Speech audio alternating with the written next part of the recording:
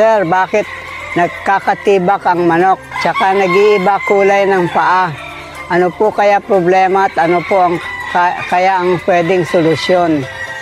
Okay, ang alam ko doon sa tibak, kapag yung inaapakan nila o binabagsakan nila pag lumilipad silang pababa ay mabato na yung paa nagkakasugat o natutusok. Yun ang nangyayari, nagkakatibak. Kaya ang gusto talaga natin, ganyan, may damo, malambot sa paa.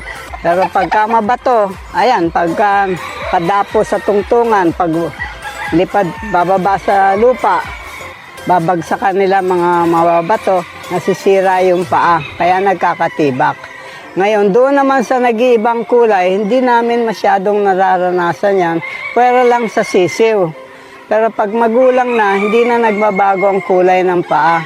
Sa sisiw, lalo na sa mga puti, minsan, pag batang-bata pa, 2 linggo, 3 linggo, 4 na linggong edad, nagkukulay light green. Madami nagtataka.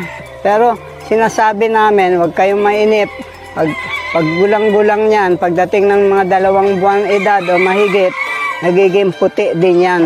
What happened sa yellow-legged hats? Oh, McLean.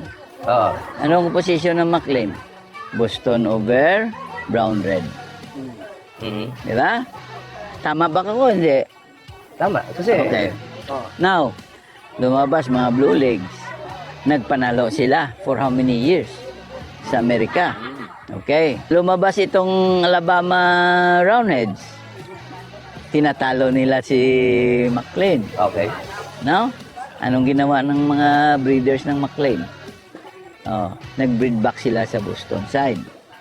Ang lumabas, tinawag nilang yellow-legged hats.